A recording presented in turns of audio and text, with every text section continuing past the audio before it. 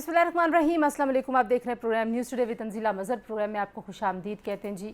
पाकिस्तान में इस वक्त जो सियासत है वो एक बड़े ही इंटरेस्टिंग फ़ेज़ में है। आइंदा इंतखाबात होने वाले हैं। मुल्क में एक इत्तेहादी हुकूमत है जिसमें कम व बेश तमाम सियासी जमातें जो बड़ी स्टेक होल्डर्स हैं वो उस हुकूमत का हिस्सा हैं, लेकिन अभी से कुछ तेवर बदलना शुरू हो गए हैं। एक जमात इस्लामी अपोजिशन की जमात है और एक PTI है, और PTI के 9 मई के बाद जो हालात हैं उसके बाद बहुत सारे लोगों का ये ख्याल है कि शायद वो मैदान में उस तरह से नहीं होगी जब इंतखाबात हो रहे होंगे। तो अब इंतखाबात होने हैं, उससे पहले हम देख रहे हैं कि पाकिस्तान पीपल्स पार्टी के पाकिस्तान मुस्लिम लीग नवाज़ से कुछ मामलात पर इख्तलाफात उभर कर सामने आ रहे हैं। इसी तरीके से हमने देखा कि कराची के मेयर के इलेक्शंस के ऊपर भी जमात इस्लामी और पाकिस्तान पीपल्स पार्टी के दरमियान शदीद इख्तलाफात अब हो चुके हैं। पहले तो ज़ाहिर है वो एक झगड़ा था कि हाफिज़ नईमुर रहमान साहब कह रहे थे कि मेरा मैंडेट माना जाए और मेरे पास ज़्यादा नंबर है। बहरहाल नंबर पाकिस्तान पीपल्स पार्टी के पास निकला, उन्होंने अपना मेयर मुंतखब कर लिया और कराची में पाकिस्तान पीपल्स पार्टी का पहला मेयर बना, और मुर्तज़ा वहाब जो एडमिनिस्ट्रेटर कराची भी रहे उनको उन्होंने मेयर बनवा लिया। अब उसके बाद MQM और पाकिस्तान पीपल्स पार्टी के जो ताल्लुकात हैं वो लव हेट रिलेशनशिप है, उसकी एक तारीख है। कभी वो इत्तेहादी होते हैं, कभी वो एक दूसरे के मुखालिफ होते हैं। तो इस सारे सिनेरियो पे बात करने के लिए आज प्रोग्राम के पहले हिस्से में हमने दावत दी जी नासिर हुसैन शाह साहब को। पाकिस्तान पीपल्स पार्टी के मरकज़ी रहनुमा हैं, वज़ीर बल्दियात हैं सिंध के। शाह साहब बहुत शुक्रिया आज आपने हमें वक्त दिया। सबसे पहले तो यही आपसे पूछना चाह रही हूँ कि बहुत ज़्यादा सवालात उठ रहे हैं कि आप लोगों के पास नंबर नहीं था लेकिन फिर भी मेयर बन गया, और आपने एक दिन 2 दिन पहले भी दावत दी थी हाफिज़ नईमुर रहमान साहब को कि आप बेशक डिप्टी मेयर का ओहदा ले लें। अब आपके मेयर और डिप्टी मेयर इलेक्ट हो गए, उसके बाद जमात इस्लामी और MQM से आप इस मामले पे कुछ ताल्लुकात की बहाली करना चाहेंगे, क्या करेंगे, क्या स्ट्रेटजी होगी पीपल्स पार्टी की? बिस्मिल्लाहिर्रहमानिर्रहीम, अल्लाहुम्मा सल्ली अला मुहम्मद व आले मुहम्मद।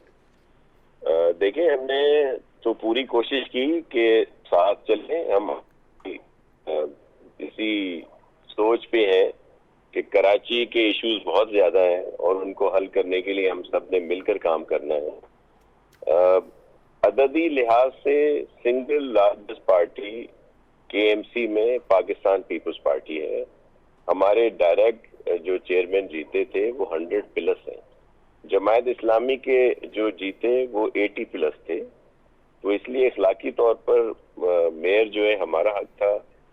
हम कहते थे हाफिज साहब से कि वो डिप्टी मेयर खुद आ जाएं, किसी को नॉमिनेट कर दें, लेकिन फिर वो एक सिलसिला शुरू हुआ। उन्होंने PTI से इल्हाक किया। हम तो इदारा नूर हक पे जा रहे थे, वो जमान पाक पहुंच गए। लेकिन इशू ये हुआ कि वो अपने नंबर पूरे नहीं कर सके। फिर उन्होंने इल्जाम लगाया कि जी हमारे लोगों को इन्होंने रोका है। किसी को नहीं रोका गया। और ये जो 9 मई का वाकया हुआ, आपने देखा कि उसके बाद जिस तरह जो तर्ज सियासत थी खान साहब की, और वो आश्कार हुई, वो जो उन्होंने जहर घोला हुआ था नौजवानों में, बच्चों में, खवातीन में, सब में, जो जिसका शाखसाना ये हुआ 9 मई का वाकया। तो उसके बाद तो PTI के देखें, जो खान साहब ने गवर्नर जिनको किया, चीफ मिनिस्टर किया, फेडरल मिनिस्टर और बहुत से उनके करीबी रफका उनको छोड़ गए। तो ये UC के जो चेयरमैन साहिबान हैं, इन्होंने तो अपनी गली मोहल्ले की सियासत करनी है, खिदमत करनी है वहां पे। तो ये बेचारे भी जाहिर है उसी का हो रहे। इस बात का हमें फायदा जरूर हुआ। लेकिन ये जो आपको फायदा हुआ ना, इसके ऊपर ही तो शुकूक व शुबहात हैं कि सबसे ज्यादा ज़ाहिर है पीपल्स पार्टी के खिलाफ सिंध में पाकिस्तान तहरीक इंसाफ की सियासत ही ज़ाहिर, आप वहाँ पे हुकूमत में हैं और बाकी सारी जमातें आपके मुखालिफ सियासत करती हैं। आपको कैसे फायदा पहुंचा दिया उन्होंने? मतलब वो नहीं, हमें फायदा इस वजह से हुआ होने के बाद जो लोगों का एक आया उसका रिएक्शन, और उसमें उन्होंने बहुत सारी चीजें नहीं मानी जो भी थी उनकी गम की, जो उनकी थी उस वक्त की जो लोग थे। तो वो फायदा हमें जरूर हुआ कि उन्होंने अपना फैसला किया। उन्होंने कहा कि हम जो पार्टी क्यादत है या जो मुकामी क्यादत है उसके फैसले को हम नहीं मानते, और उन्होंने उससे इनहराफी की। क्योंकि इलेक्शन जो था वो कोई इनका आपस में ये अलाइज तो नहीं है ना। जिस तरह इलेक्शन हमारे साथ वो लड़ रहे थे PTI के लोग, इसी तरह जमायत इस्लामी के खिलाफ भी थे, फिर जमायत इस्लामी के केसेस भी थे उनके खिलाफ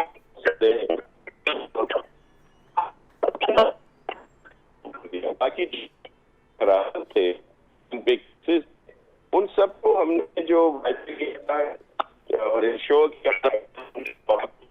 ठीक है वो शाह साहब, आपकी आवाज़ कुछ कट रही है।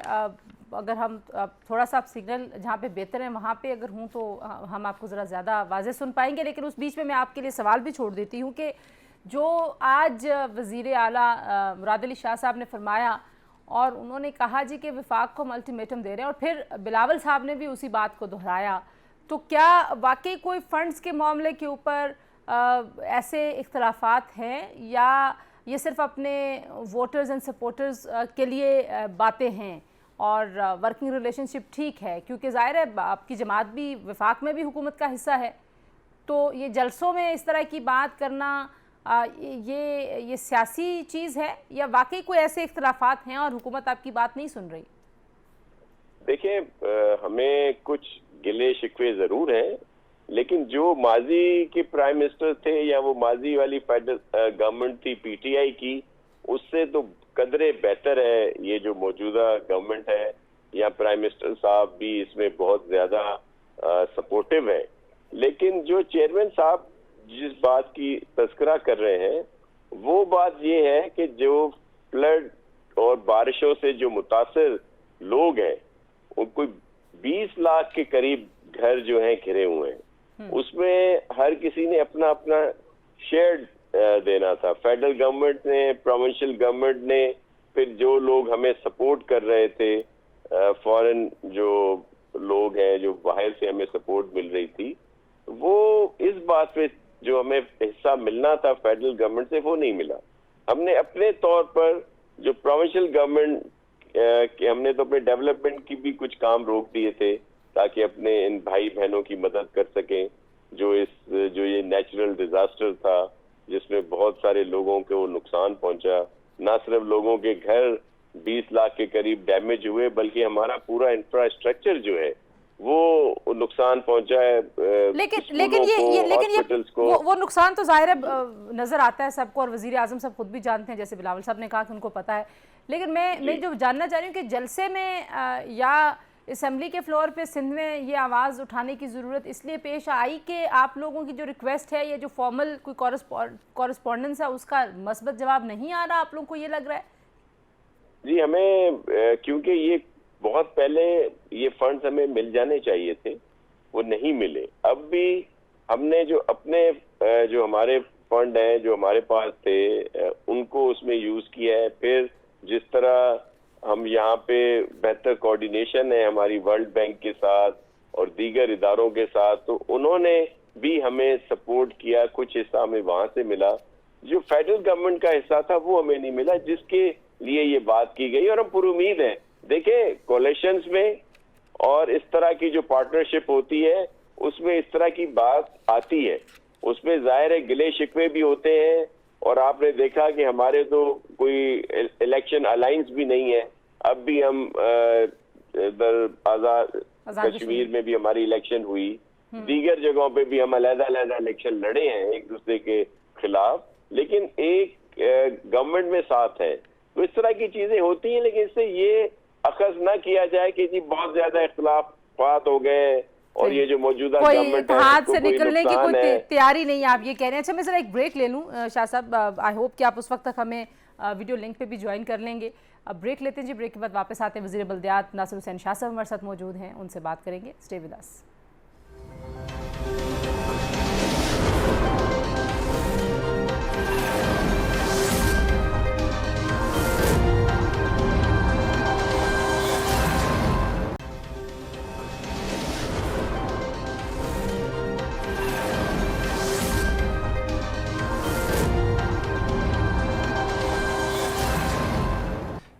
जी, प्रोग्राम में एक बार फिर आपको खुशामदीद कहते जी। बात हम कर रहे हैं वज़ीर बल्दियात पाकिस्तान पीपल्स पार्टी के सीनियर रहनुमा नासिर हुसैन शाह साहब से। शाह साहब, जो इस वक्त सूरत हाल है, आपने कहा कि नहीं इख्तलाफ होते हैं और वो ज़ाहिर है कि कुछ पॉलिसी के और कुछ तरक्याती फ़ंड्स के जो मामलात हैं उनके ऊपर हैं, लेकिन कुछ दीगर मामलात भी हैं जिस पे पाकिस्तान पीपल्स पार्टी ज़ाहिर नज़रियाती तौर पर पाकिस्तान मुस्लिम लीग नवाज से बहुत अलग जमात है, और ऐसे लोग ज़राए कुछ दावा करते हैं कि इस्तेहकाम पाकिस्तान पार्टी को लेके भी पीपल्स पार्टी कोशिश कर रही है कि पंजाब में आप लोगों की कोई अलायंस उनके साथ बन जाए। ये इन खबरों में कोई सदाकत है?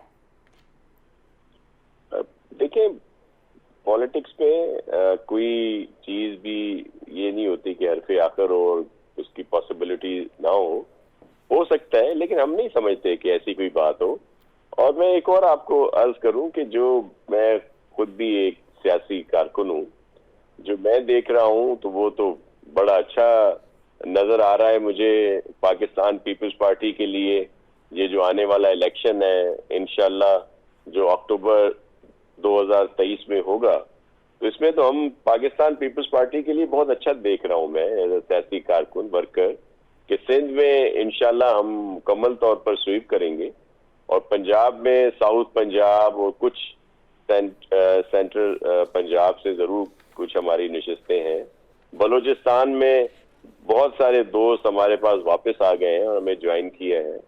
केपी में भी कुछ जरूर वहां पे भी कुछ ऐसी हमारी हैं सीटें जिन पर हमारे लोग जीतेंगे, तो मैं तो बड़ा पुरुमीद हूँ। ये जो कराची में एक वैक्यूम क्रिएट हुआ जब एमक्यूएम धड़ों में बट गई, अब वो एमक्यूएम इकट्ठी हो गई है, और आज वजीर आला उनसे गिला भी कर रहे थे कि उनको ये जो मेयर का इलेक्शन था और बल्दियाती इंतखाब, उससे बाइकआउट नहीं करना चाहिए था। शायद उन्हीं का जो मैंडेट है बहुत सारा वो जीआई को मिला है। आपको लगता है कि उनके धड़े अब इकट्ठे हो गए हैं, तो उनके मुत्तहिद होने से आप लोगों का कंटेस्ट वापस उसी तरह से होगा कराची में उनके साथ, या नहीं होगा? देखिए, उस तरह के कॉन्टेस्ट में तो बहुत टाइम लगेगा अभी, लेकिन अभी ये जो इलेक्शन आएंगे ये हकीकत है। एमक्यूएम पाकिस्तान एक हकीकत है, उसका अपना मैंडेट है, लेकिन वो जो पुरानी तर्ज सियासत थी, देखिए मैं आपको एक अर्ज करूं, लोगों के जहनों में पता नहीं क्या है एक चीज कि जी पाकिस्तान पीपल्स पार्टी जो है वो कराची में नहीं है। ऐसा नहीं है।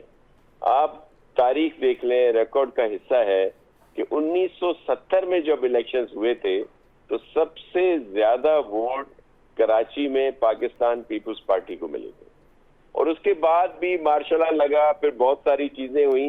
ये जो मेयरशिप का इलेक्शन है 79 का अगर आप रिकॉर्ड उठा के देखें तो उस वक्त मेयर पाकिस्तान पीपल्स पार्टी का था, उसके 3 वोट रिजेक्ट करके और दूसरों को मेयर बनाया।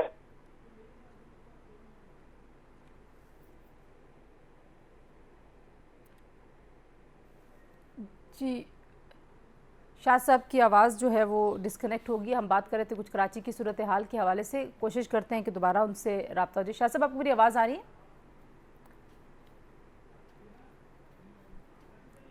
शाह साहब जो हैं वो शायद हमारे से डिस्कनेक्ट हो गए। और जो पाकिस्तान तहरीके इंसाफ के बाद पंजाब की सूरत हाल है, ज़ाहिर है उसमें भी पाकिस्तान पीपल्स पार्टी का एक बड़ा हमें उनकी जो तवज्जो है वो नज़र आ रही है। तो शाह साहब, सॉरी आपकी आवाज़ कट गई थी, और मुझे ये भी बताइए कि आपने सिंध की बात तो की है कि वहाँ पे आप लोगों को बड़ी उम्मीद है, लेकिन पंजाब में बताइए कि आप लोगों को लग रहा है कि पीटीआई जिस तरह के हालात से दो चार है, जो सूरत हाल उनको दरपेश है, उसके बाद कहीं आपको फ़ायदा होगा इस सूरत हाल का पाकिस्तान पीपल्स पार्टी को? जी बिल्कुल, पाकिस्तान पीपल्स पार्टी को उसका बिल्कुल फ़ायदा होगा। मैं इसलिए कह रहा हूँ कि इस्तेकाम जो बनी है, पार्टियाँ जो भी हैं, हमें उससे कोई वो इशू नहीं है, और उसमें लोग जाहिर है उसमें बहुत सारे ऐसे लोग हैं जो इलेक्टेबल भी हैं और अच्छे चेहरे हैं। लेकिन आपने देखा कि ये जो भी इलेक्शंस हुए थे बाद में, वो जो 25 इलेक्शन हुए थे जिसमें कोई इतनी पजीराई नहीं मिली। सही। हमें साउथ पंजाब और सेंट्रल पंजाब में आपको एक पूरा सिनेरियो बता रहा हूं कि वो एक पार्टी वर्कर के लिए, एक पीपल्स पार्टी के वर्कर के लिए बहुत अच्छा है। आपको तो बड़ी होप है, लेकिन एक आखिरी मुझे बात बता दीजिए कि जो इमेज है पाकिस्तान पीपल्स पार्टी का, आपके नाकदीन, आपके मुखालफीन और जो खबरें आती हैं वो करप्ट प्रैक्टिसेस के हवाले से आती हैं, गवर्नेंस के बहुत सारे मसाइल की निशानदेही की जाती है, टूटी सड़कें, ज़रा सी बारिश हो जाए, अर्बन फ्लडिंग, मतलब ये वाला इमेज क्यों है? अगर आप कहते हैं कि हमने बड़ा काम किया और हमने बड़ा गेन किया है। तंजीला साहिबा, 2 और 2 4 होते हैं या 2 और 2 5 होते हैं? जाहिर है 4 होते हैं। 4 होते हैं। अच्छा, देख लें।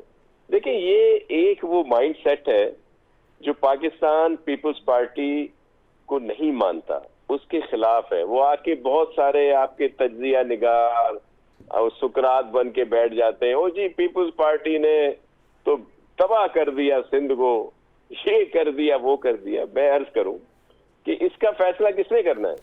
इसका फैसला अवाम ने करना है। तमाम उन इश्यूज के बावजूद कि पाकिस्तान पीपल्स पार्टी को हर दफा कोशिश की गई कि साइड लाइन किया जाए, 2008 में, 13 में, 18 में हमेशा ये कोशिश की गई। लेकिन ये वो खिदमत है पाकिस्तान पीपल्स पार्टी की, हुकूमत की और चेयरमैन बिलावल भुट्टो जरदारी साहब का विजन है, जिसको लोगों ने मैंडेट दिया। शाह साहब, ये जो आपके गवर्नेंस के मसाइल, मैं आपको अर्ज कर दूं ना, ये सारे ऐसे ही तज्जिए, जाहिर है बहुत सारी जगहों पे कुछ काम करने की जरूरत होगी, कहीं पे कोई नेग्लिजेंस होगी, लेकिन ये जो कह दिया जाता है ना कि इन्होंने कुछ नहीं किया, और बाबा अगर हम कुछ ना करें तो ये जो इतनी ताकतें हमें हराने के पीछे होती हैं हमेशा, अब तो सारी चीजें सामने आ गई ना कि किस तरह खान साहब को आरटीएस के जरिए जितवाया गया, लोगों पर प्रेशर डाला गया। हम तो बड़े प्रेशर में इलेक्शन लड़के आए थे, लेकिन 2008 में तो बीबी शहीद हुई, लोगों में जज्बात थे, सिंध में हमारे हुकूमत पीपल्स पार्टी की गवर्नमेंट बनी, लेकिन 2013 में वो खिदमत थी जिसके लिए 2008 से ज्यादा नशिस्तें मिली। शाह साहब, ये आपसे ये जो डिस्कशन है ना, ये मैं उधार इसलिए छोड़ रही हूँ कि वक्त मेरे पास कम है। ये जो गवर्नेंस के आपके मसाइल और इमेज है मीडिया में डिस्कशन, इसके ऊपर आप प्रॉमिस करके जाएं कि आपसे एक हमने नशिस्त करनी है डिटेल में सिंध के जो इश्यूज़ हैं उनके ऊपर। बट बहुत शुक्रिया, आपने आज के प्रोग्राम के लिए वक्त दिया जी। एक ब्रेक ले रहे हैं, ब्रेक के बाद वापस आएंगे। हमारे साथ मौजूद होंगे अली गौर बलोच साहब और खुर्रम रोकड़ी साहब, उनसे गुफ्तगू करेंगे कुछ सियासी हालात के हवाले से, तो स्टे ट्यून्ड।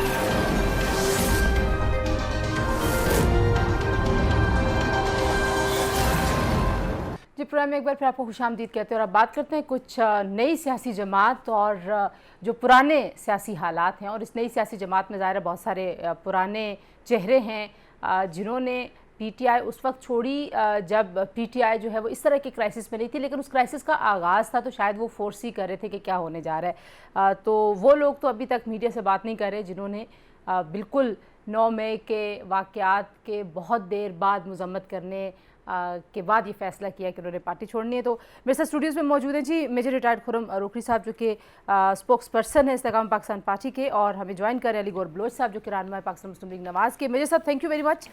सबसे पहले तो अल्टीमेटली आपको मतलब वो पार्टी नज़र आई इस्तेकाम पाकिस्तान पार्टी, तो क्या रीज़न हुई कि पीटीआई के मतलब मेजॉरिटी जो लोग हैं बाद में या पहले छोड़ने वाले सभी इस जमात की तरफ क्यों अट्रैक्टेड हैं?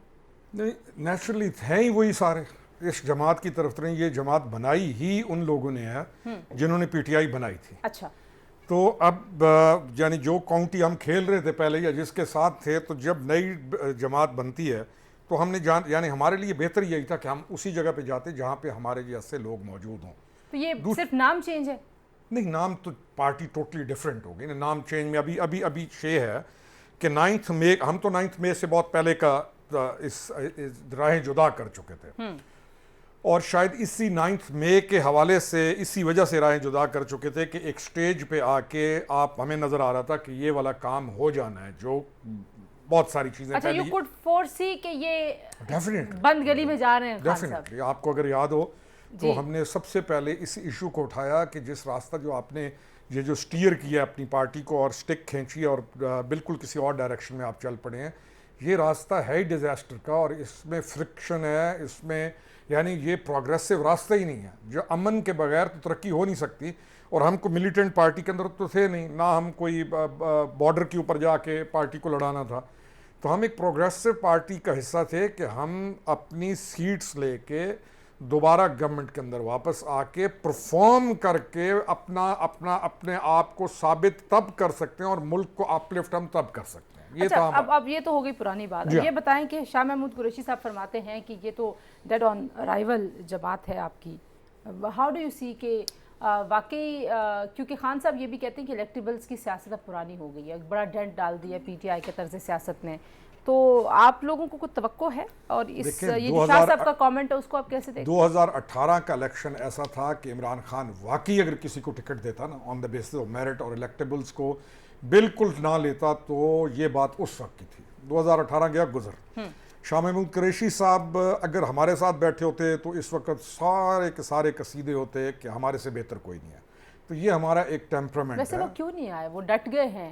I don't know. डटना बहुत मुश्किल वर्ड होता है और ठीक है, डटे रहे। हम भी कहते हैं कि डटे रहे। शाह साहब के साथ हमारा इज्जत एहतराम का रिश्ता है, वो जितना डटे रहे ठीक है। अच्छा, अब ये जो जमात है, अब इसके ऊपर भी अब कुछ क्लेम्स हैं। एक तो ये क्लेम है जी कि आप लोग ज़ाहिर है जो इस्तेकाम पाकिस्तान पार्टी जिन्होंने बनाई, अलीम खान साहब हों, तरीन साहब हों, और उन दोनों के साथ जो ग्रुप था जो पंजाब से अलग हुआ था और सेंटर से भी, वो ज़्यादा राब्ते में थे पाकिस्तान मुस्लिम लीग नवाज़ के, और उनकी ज़्यादा एक इक्वेशन बनी हुई थी मुस्लिम लीग नवाज़ से। Is it true? आपको भी लगा पार्टी के अंदर की कोई ऐसी बात? तंजीला, मैं तो पार्टी तो हमारी वाली अब कुछ दिन पहले एक वजूद में आई और चलेगी। राब्ते तमाम पॉलिटिशियंस के होते हैं। मैं आपको नेशनली अपना बताऊं, मेरा टिल्ट पीपीपी की तरफ था। अगर मैं इस पार्टी में ना आता, अपनी हमारी ना बन रही होती, मेरा टिल्ट उसकी तरफ था। तो अगर मैं कल कहीं टिल्ट की वजह से कोई ऐप तो नहीं आई, मेरा अपना अगर मैं पर्सनली था तो मेरा टिल्ट था। अब अगर एक जमात के दूसरी जमात के लोगों के साथ अच्छे रवाबित हैं या ताल्लुकात हैं या वो एक दूसरे के साथ किसी अच्छे मकसद के लिए मिल बैठ रहे हैं, तुम बैठें। ना पीपीपी को किसी ने मना किया कि आप ना रवाबित रखें, ना नून लीग को, तो हर कोई एडजस्ट करता है अपने आप को। मैं जरा बलोच साहब से पूछ लूँ, अलीगौर बलोच साहब, आप लोगों को लग रहा है कि जो इस्तेकाम पाकिस्तान पार्टी है ये नून को कोई नुकसान पहुंचा सकती है, नून के वोट बैंक को नुकसान पहुंच सकता है, और वो जो पीटीआई के मैदान में ना होने की वजह से जो वैक्यूम है वो उधर जाएगा या आपको फ़ायदा होगा? बिस्मिल्लाहिर्रहमानिर्रहीम। मेरी आवाज़ आ रही है? जी आ रही है जी। हाँ जी, देखें, सूरत हाल ये है कि हमें कतई तौर पर किसी पार्टी से भी ये शायबा नहीं है कि वो कोई हमारा वोट बैंक खराब करेगी।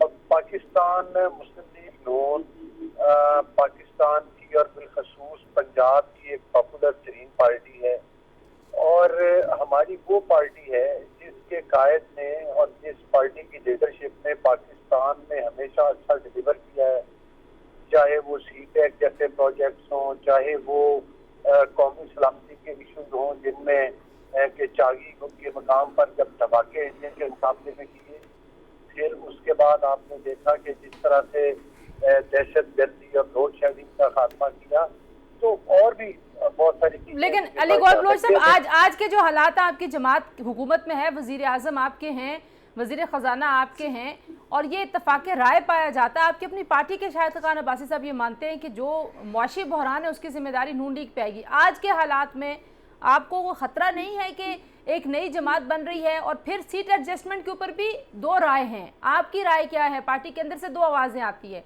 एक बयान आता है कि हम इस्तेकाम पाकिस्तान पार्टी के साथ इलेक्शंस में जा सकते हैं मिलके, दूसरी आवाज़ आती है हम किसी के साथ इत्तेहाद नहीं करेंगे। तो आप कौन से वाले ग्रुप के साथ हैं? देखिए, मैं आपको एक चीज़ की वजाहत करूं कि पहली बात तो ये है कि आपने वो देखा कि जब 2018 के इलेक्शन थे उसमें भी हमारा मैंडेट चुराया गया था, और बड़ा क्लियरली चुराया गया था, जिसका कि पूरे पाकिस्तान के अवाम को पता है। उसके बाद जब तक तो आपका ये सवाल है कि हमें किसी पार्टी से हमें बिल्कुल नहीं है, हमारे हर हल्का में पोटेंशियल कैंडिडेट है और इंशाअल्लाह ताला हम वादे अक्सरियत देंगे, पंजाब में भी लेंगे और दीगर सूबों में भी हमारे इंशाअल्लाह नुमाया कैंडिडेट देंगे। दूसरी आपका सवाल ये आ गया कि भाई हमारी सीट एडजस्टमेंट हो सकती है या नहीं हो सकती। देखें, आज हुकूमत में भी हम जितनी पॉलिटिकल पार्टीज हैं, हम वही हैं जो एक दूसरे के बदले मुकाबले इलेक्शन कॉन्टेस्ट करते हैं। आपने पिछले दिनों देखा कश्मीर में इलेक्शन हुआ, PMLN और पीपल्स पार्टी का मुकाबला था। इसी तरह से JUI है, पीपल्स पार्टी है, हम तमाम पार्टीज एक दूसरे के मुकाबले में इलेक्शन कॉन्टेस्ट करते हैं। ठीक है। हमारे अपने अपने इलेक्शन मैनिफेस्टो है। खान साहब तो अभी भी कहते हैं कि मेरी तो मकबूलियत ज्यादा हो रही है, आप जो मर्जी करते रहें, लोग चले जाएं, इलेक्टेबल्स भी चले जाएं, तो ये आप लोग सारे मिलके क्या उनके मुखालिफ इलेक्शन लड़े होंगे जी, पंजाब में बिलखुसूस? गौर साहब आपने मुझसे जी जी जी देखिए, मैं आपको एक बात बता रहा हूँ कि हम सारे मिलकर, मैंने कहा है ना कि पीपल्स पार्टी को देखें, JUI को देखें, क्या हम एक दूसरे के मध्य मुकाबले इलेक्शन नहीं कॉन्टेस्ट करते? तो उसका मतलब ये तो नहीं आप कह सकते कि सारे मिल, अगर मैं ये कहूँ कि सारे मिलकर नून के खिलाफ लड़ रहे हैं, तो मैं कहता हूँ कि इस बात का कोई वजन नहीं बनता है। दूसरी बात ये है कि तमाम पॉलिटिकल पार्टीज एक दूसरे के मध्य मुकाबले इलेक्शन कॉन्टेस्ट करती हैं। 2013 का इलेक्शन आया, खान साहब इलेक्शन हारे और चेयरमैन PTI की प्रमोशन। सॉरी गौर साहब, मैं बात आपकी काट रही हूँ, ये जरा मुख्तलिफ है ना। इस वक्त आप सारे हुकूमत में हैं, यानी कि आप सब लोग हुकूमत में हैं, और इस्तेकाम पाकिस्तान पार्टी में भी कुछ ऐसी शख्सियात हैं जो कि एडवाइजर्स हैं प्राइम मिनिस्टर के। सो इन सो मैनी वेज ये लोग भी कहीं ना कहीं हुकूमत में, मैं भी इनको गर्दानूंगी कि ये भी हुकूमत का हिस्सा है। तो अब इस हुकूमत की नाकामी और कामयाबी आप लोगों ने इक्वली शेयर करनी है, लेकिन लग ऐसे रहा है कि नाकामियाँ ज़्यादा आपके हिस्से में आने वाली हैं, क्योंकि आपने कहा कि जो मुआशी स्टेयरिंग है वो हमने अपने हाथ में रखना है। देखिए, बात ये है कि एक तो आप कम से कम अगर एक सवाल करती हैं और काफी लंबा, तो उसका जवाब तो मुनासिब है। जी जी जी जी। अगर आप मेरी बात काट देंगी तो किसी एक सवाल का भी आपको कैसे जवाब दिया? अच्छा बोलिए बोलिए, मैं सुन रही हूँ। देखिए, बात ये है कि आपने कहा जी कि खान साहब, पहली बात तो ये है कि जो चेयरमैन PTI है, इसने आज तक किसी एक इलेक्शन में भी कामयाब नहीं हुआ कि जो आप समझ लें कि जिस इलेक्शन में ये मतलब है कि मेरिट के ऊपर या अवाम का मैंडेट देकर आया हो, अगर इन्होंने मरकज में हुकूमत बनाई है तो अवाम का मैंडेट चुरा के हुकूमत बनी 2018 में। अगर इन्होंने सूबे में हुकूमत बनाई तो अवाम का मैंडेट चुरा कर हुकूमत बनाई। अगर चेयरमैन PTI और इनकी जमात इतनी पॉपुलर थी तो इनको 2018 में वोट चुराने की क्यों जरूरत महसूस? आप कह रहे हैं कि हम हुकूमत में, हमें तो हुकूमत में आए चले 8 महीने हुए, 1 साल हो गया है, और PTI की तो KPK में, पंजाब में, गिलगित बल्तिस्तान में, कश्मीर में, हर जगह पर हुकूमतें थी। क्या इनको किसी हकीम ने मशवरा दिया था कि अपनी सूबाई हुकूमतें तोड़ दें? क्योंकि मकसद ये था कि पाकिस्तान को डिस्टेबलाइज करना, पाकिस्तान में सियासी इंतशार फैलाना, पाकिस्तान में अनारकी फैलाना, पाकिस्तान में लॉकडाउन करना, शहरों को बंद करना, धरने देना, PTV पर हमले करना, सुप्रीम कोर्ट के इर्द कब्रें खोदना, कौमी असम्बली के जंगले तोड़ना और उनके ऊपर शलवारें लटकाना, ये किस पार्टी का वसीला था? क्या आप एक इस किस्म के जत्थे को, आप पहली बात तो ये है कि पॉलिटिकल पार्टी कहना भी जाती है, हम सियासी पार्टियों का मुकाबला करने के लिए तैयार है। दहशतगर्द, अभी ये 9 मई से पहले तो आप इनके साथ मुज़ाकरात कर रहे थे। देखिए, दहशतगर्द जत्थों का एक ही इलाज है कि सबसे पहले उनकी दहशतगर्दी की कार्रवाइयां रोकी जाए। जो अनासिर उसमें मुलव्वस है उनके खिलाफ जो है वो स्टेट जो है वो मतलब है कि वो एक्शन लेती है। और अभी तो वो हम तो डे 1 से कहते थे ये सियासी जमात नहीं, अगर सियासी जमात होती तो वोट लेकर आती। ठीक है, मैं जरा एक लास्ट कमेंट। जी जी। जब इनको सियासी कटहरे के अंदर लाया जा रहा है, आप पता चल जाएगा इनकी पॉपुलैरिटी कितनी है। अच्छा ठीक है। अगर आपने वोट क्लाशनकोफ लेके करना है, लेकर अपना लेना है, अगर आपने वोट जो है जना हाउस जला के लेने हैं, अगर आपने मोटरवेज जला के वोट लेने हैं, अगर आपने मुल्क में साबित ये करने की कोशिश करना है कि हम स्टेट विद इन स्टेट है और कोई एजेंसी कोई ठीक हो गया। आपका पॉइंट आ गया। आप कह रहे हैं वो पॉलिटिकल स्टेक होल्डर नहीं है। रोकड़ी साहब, लास्ट कमेंट आपका, फिर मैं गौर साहब से भी यही पूछूंगी। आपको लगता है कि सियासत खत्म होगी PTI की? देखिए, पॉलिटिकल, गौर साहब की बात से मैं इत्तेफाक बिल्कुल इस मामले में नहीं करूंगा। पीपल्स पार्टी, अपना पाकिस्तान तहरीक इंसाफ एक बहुत बड़ी पॉलिटिकल पार्टी थी। लोगों ने बहुत ज़्यादा एतमाद किया उसकी इमरान खान की लीडरशिप पे, और लोगों ने दूसरी पार्टीज़ के जो बहुत सारे वैक्यूम से या उनके जो ग्रे एरियाज़ थे उसकी वजह से वो इस पार्टी के अंदर लोग आए। अगर इसको कोई डिनाई करता है तो वो करता रहे डिनाई, लेकिन 9 मई और ख़ास तौर पर जब इमरान खान डी-सीट हुआ और उसने रिज़ाइन कर दिया नेशनल असेंबली से, तो इमरान खान ने सबसे बड़ा नुकसान पहले किया अपनी पॉलिटिकल पार्टी का, उन तमाम लोगों का जो उसके साथ खड़े हुए थे, और फिर रफ्ता रफ्ता उन तमाम वोटर्स का जिन्होंने उसको वोट दिया था। और फिर 9 मई वाले दिन, यानी उस दिन से जिस दिन से वो असेंबली से निकल रहा है, और 9 मई वाले दिन आके उसने अपनी, इससे पहले कुछ अर्सा पहले पे उसने अपने पॉलिटिकल पार्टी का खात्मा करके एक नई कल्ट को जनरेट कर दिया और अपनी पॉलिटिकल हर विजडम को, हर चीज़ को खड्डे में फेंक दिया। और 9 मई वाले दिन उसके बाद पाकिस्तान तहरीक इंसाफ का वजूद ही अपना खुद खत्म कर दिया। अब नहीं है आपके ख्याल में वजूद खत्म कर दिया। So, पीटीआई एक सियासी स्टेक होल्डर नहीं है आज की तारीख। 9 मई के बाद सबसे बड़ा जुर्म इमरान खान का यह है कि उसने अपनी पार्टी, अपने वोटर्स, अपने साथी जो उसके साथ थे, उसने उन तमाम का इस्तेहसाल किया अपनी जिद में। इसमें अगर कोई ये कहे कि जी ये पार्टी नहीं थी पाकिस्तान तहरीक इंसाफ, तो फिर अली गौर साहब की बात मैं नहीं मानूंगा। गौर साहब, लास्ट ब्रीफ सा कमेंट आपका भी। अब क्या कोई वापसी का रास्ता है चेयरमैन पीटीआई और उनकी जमात के लिए? देखिए, सबसे पहले तो वो उन्होंने पिछले 4 साल में जिस तरह से पाकिस्तान की मैशत को तबाह किया है, और तबाह करने की वाहिद वजह उनकी और उनके हवारियों की जो थी वो करप्शन थी। दूसरी बात ये है कि मैं समझता हूँ कि सबसे पहले तो उनको आइन और कानून के कटहरे में लाया जाए, और जो उनकी करप्शन एक्सपोज हो चुकी है उस पर उनका और उनको का हिसाब होना चाहिए, और उन जिम्मेदारान का हिसाब होना चाहिए जिन्होंने पाकिस्तान की मैशत का बेड़ा गर्क अपने करप्शन की वजह से किया। जिन लोगों ने अपने सियासी मुखालफिन को और झूठे मुकदमात में दीवारों के अंदर चढ़वाने की कोशिश की, जिन्होंने पाकिस्तान का आइन इसलिए भी तोड़ा कि जब उन्होंने वोट चोरी किया तो वोट इससे बड़ा और कौन सा आइन तोड़ने कोई रास्ता वापसी का ब्रीफली अगर बता सकें वक्त, क्योंकि रास्ता बिल्कुल है। रास्ता वही है जो कानून और आइन की पट्टी से निकल कर बाहर आए, आकर सियासत करे, और इन चीजों को करेक्ट भी करें। लेकिन किसी जत्थे को कबूल नहीं किया जाएगा। एज अ पॉलिटिकल पार्टी जो भी आए उसको वेलकम करते। ये तरीके अपना इस्तेकाम जो भी पार्टी अब बनी है, आप ये सियासत कर रहे हैं तो हम इनको वेलकम करते हैं। आए सियासत करें, बिल्कुल आईनी हक है।